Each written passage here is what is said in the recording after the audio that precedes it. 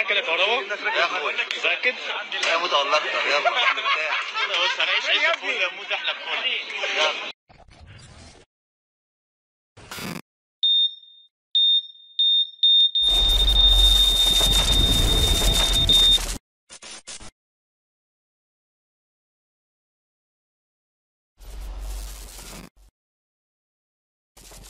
بس انا مش عاوزك بص انا مش عاوز اتكلم معاه النهارده عشان اللي قاله النهارده. ايه ده قالوا فين؟ يديك يقول لك انا تاريخ اكبر من حسن شحاته وفاروق جعفر، فانا مش عايز اتكلم معاه. لا لا لا قال فين؟ لا لا لا لا انا مش عايز اتكلم. قال فين كده؟ لا ما تكلمنيش انت، ما توجهليش. خليني اطلع لك على ايه يا تغيير منك النهارده ما تكلمنيش. لا ما قلتش في البرودكاست النهارده كده لا لا مش كده. لا لا فاروق جعفر مش كده. لا شحاته. بص انا مش عايز اتكلم معاك النهارده. لا تقربوا الصلاه يا ريس، ما تقولش كده. ما تسمع وجهه نظره. لا لا بص، انا بطولاتي في نادي الزمالك اكتر من بطولات كابتن حسن وكابتن فاروق. ايه المشكله في كده؟ كلاعيبه يعني؟ يعني ايه؟ هو كل حاجه موجوده وبالعدد.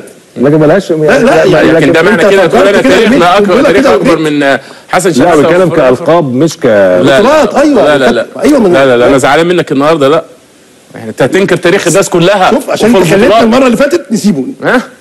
خلصنا. ينفع يا استاذ شبانه؟ خلصنا. ينفع كده يا استاذ شبانه؟ لا هو قالوا يعني النهارده كل التصريح كده ماشي ان هو قال انا تاريخ اكبر من الاثنين. بقول لك البطولات بس هو قصده عدد البطولات وعدد البطولات. يعني النهارده النهارده مثلا اللعيب مع كامل الاحترام مثلا في الاهلي والزمالك جايب اكتر مثلا من الكابتن الخطيب ولا حاجه، يقول لك تاريخه اكبر من الخطيب في النادي الاهلي.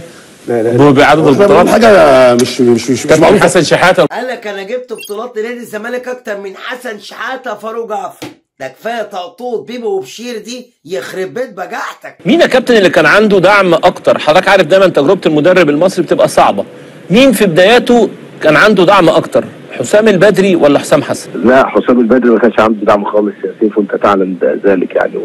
يعني انا مش عاوز اخوض في الموضوع ده لانك انت تعلم ان انا ما كانش عندي دعم خالص. بالعكس يعني انا تم برضه تكليفي بشكل رسمي، لكن الدعم ما كانش موجود خالص من اي حد كان موجود في اتحاد الكوره. ما كانش فيه دعم لحسام البدري خالص يعني. ومع ذلك ايه الفرق يا كابتن؟ اما ذلك يعني بعد اذنك اكمل. ومع ذلك لحد ما انا تركت منتخب مصر انا كنت محقق كل اهدافي بشكل ايجابي. يعني تاهلت لبطوله الامم الافريقيه، تصفيات كاس العالم كسبت مباراه وتعادلت مباراه، ولو كنت كملت كنت باكد كان هيبقى في تاهل لكاس العالم، لكن ما كانش في دعم. وبالتالي دي كانت افكار ووجهات نظر واجندات موجوده مش عاوز اخوض فيها تاني. لكن انا اعتقد كنت اتمنى ان انا اكمل بشكل يتيح لي حتى حكم الناس عليا بشكل نهائي، لان انا كنت ناجح زي ما بقول لك. كل الاهداف اللي انا توليتها حققتها. قولها 10 مرات وهرجعك تاني مدرب لمنتخب مصر. انا مش قصير قزعه، انا طويل وهمي. يا عم ارحمنا بقى يا عم. انت رحت بيراميدز قفشت ليله والدنيا حلوه وجبت دفه وفي العراق وكل حته الدنيا ماشيه زي الفل. سيب الراجل عشان ما تبصش في اللقمه بقى. اللي ياكل بعينه يزور واللي يبص بعينه يعور.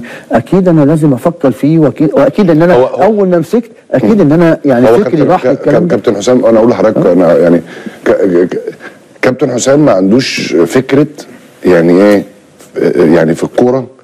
الطبيعي ان انت على المستوى الدولي ان انت لما بتجيب جون ان انت ترد وتسيب الاستحواذ وتلعب على المرتده عشان تدي لعيبتك نفس وتلعب في ظهر الناس، صح ولا لا؟ نعم. كابتن حسام ما عندوش الحته دي خالص. كابتن حسام انت بتجيب جون ويقول لك اضغط تاني واضغط كمل ضغط، ده الوقت اللي انت تجيب فيه التاني. هي دي هو ده الريسك اللي موجود. الكلام دوت ممكن اعمله وممكن اعمله في ماتشات معينه وممكن ما اقدرش اعمله في كل الماتشات.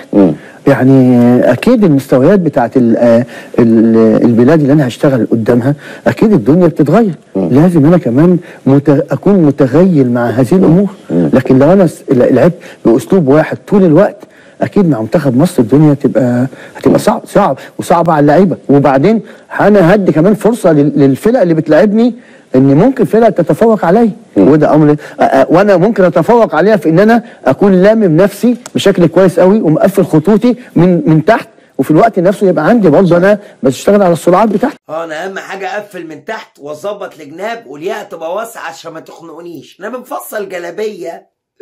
انزل يا عم ادينا لايك متين على الفيديو ده وتاكد انك مشترك في القناه من الجرس فعيل للكل، شرحنا في كل مكان. ويلا بينا نشوف عايز اسمعك ايه. لايكات.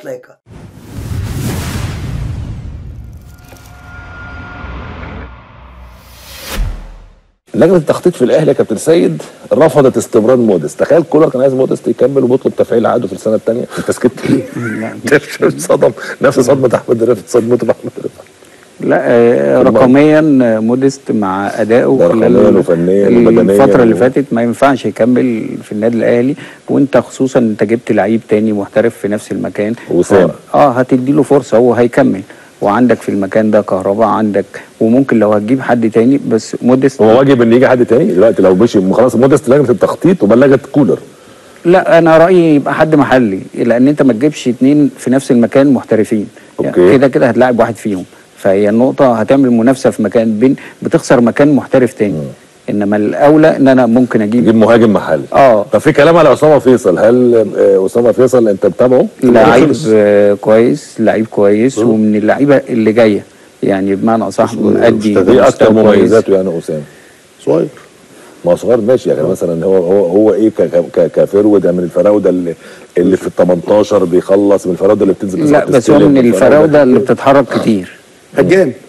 ومن الفراوده اللي بتتحرك كتير يعني. قال له محتاجين فرود مصري فتح خزن، احنا عايزين راجل ايده خفيفه، عايزين راجل ملقاط يعرف يا عم احنا قاعدين في فيلم لسه الذي احبني بتاع محمد صبحي. ايه الضحك ده؟ كان محمد صبحي والاخت اللي بلبها تفكيره يعني. تعرف حضرتك في اول الالفينيات 2000 تقريبا و2000 2001 او 2001 2002 مش فاكر انهي واحده فيهم، لما كابتن محسن صالح فاز بالدوري مع الاسماعيلي 2001. ما ده انا كنت شغال في النادي الاهلي ساعتها. ايوه من الجزيره. طول السنه كابتن محسن لبس قميص واحد. لا والله. والله القميص اللي هو الابيض ده لو جبت الصور هتلاقي كل الماتشات ما غيرش القميص من اول ماتش في الدوري لاخر ماتش في الدوري. ده على كده لازم يبقى محتفظ بيه لغايه دلوقتي. ده انا اكلم محسن بقى فين يجيب لي القميص ده. كابتن محسن والله شخصيه جميله وبحبه جدا، بسلم عليه وبقول له كل سنه وانت طيب، كباتننا الكبار. وبرضه اللي بسلم عليها يعني لانه كان في نفس الجهاز مع اتنين الحقيقه. طبعا في واحد حبيبي كده بشوفه على طول كابتن اشرف قاسم، ربنا يشفيه. ربنا يشفيك. انما في اتنين كانوا شغالين في الجهاز ده مع كابتن محسن صالح في منتخب مصر، بسلم عليهم جدا بقول لهم كل سنه وانتم طيبين. كابتن ماهر همام راجل بحبه جدا، ربنا يديه الصحه وكل سنه وانت طيب يا كابتن ماهر.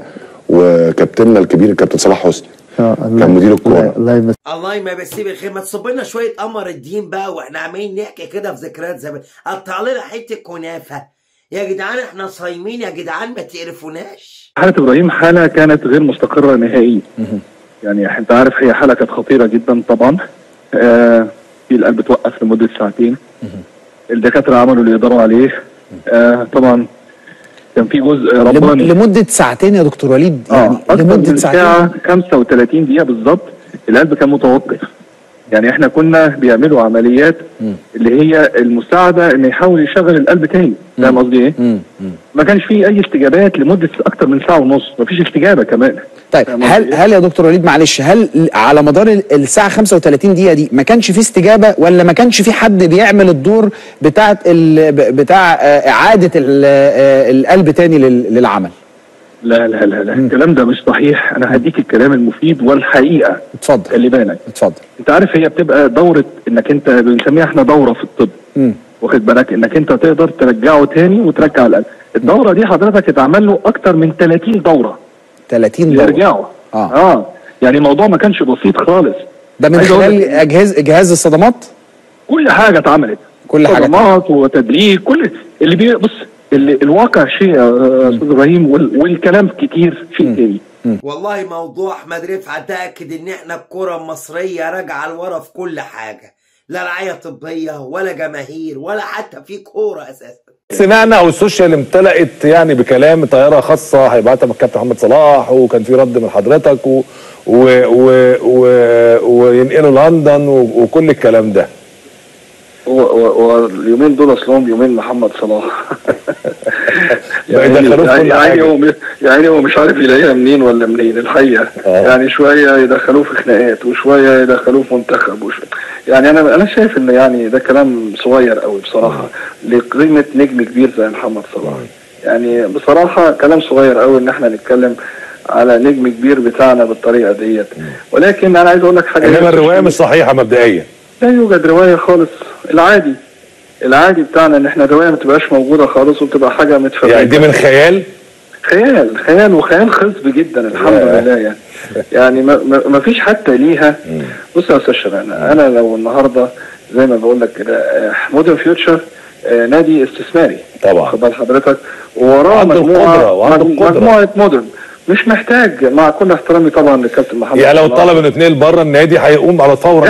احنا قايمين بكل حاجه من ساعه ما ابتدى الموضوع يا استاذ شبانه. يا جدعان الراجل يقوم بالسلامه، ده وقت ما نصرحش، محتاجين حاجه. محمد معانا فلوس احنا نسفر اتنين في اي حته، لسه هيستنى صلاح يدفع لنا؟ سيبوا صلاح في اللي هو فيه مرقوع النهارده 4-3 من مانشستر يونايتد بعد ما كان كسبان والدوري بيضيع والكاس بيضيع.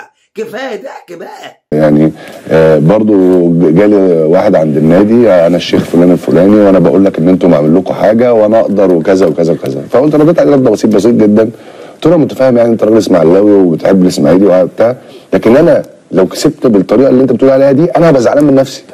يعني مش هقدر ان انا يعني حاجه سيئه، يعني حاجه سيئه. وبعدين اصل هي برضه لما يجي حد يقول لي كده انا عارف ان هو ده منتفع طبعا، ودي حاجه سيئه والواحد ما يقبلهاش على نفسه. ما فيش حاجه في الدين اسمها، او ما فيش حاجه في اسمها ان حد ممكن يغير خالص.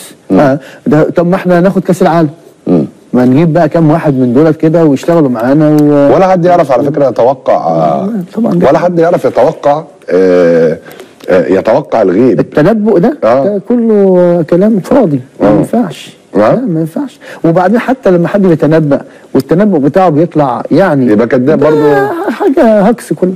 لا ما ينفعش، ما ينفعش الواحد يعتمد على الكلام ده في حياته، لانها الواحد برضه الحياه ربنا سبحانه وتعالى خلقنا فيها مش لكده خالص. يعني الفسحه مش للعب ولا اللهو، فسحه للتامل، تأمل في العلم في كانتين المدرسة اللي محدش بيقرب منه، مع ان الطعمية سخنة وبسمسم والفول بالزيت الحار. مع ان الطعمية تجنن وسخنة وبسمسم والفول بالزيت الحار. انت يا زميلي لو اتاكدت انك مدينا لايك متين ومشترك في القناه ومتجرس في الكل والشير حالا في كل مكان واتفرجت معانا لغايه هنا، فانت برنس البرانيس المستبرت بستفستنسا. انت ادينا لايك متين الفيديو واشترك في القناه ومتجرس في الكل شير في كل مكان، واستنونا استنونا نهنه في دقايق كتير. ضرب نور. مع السلامه.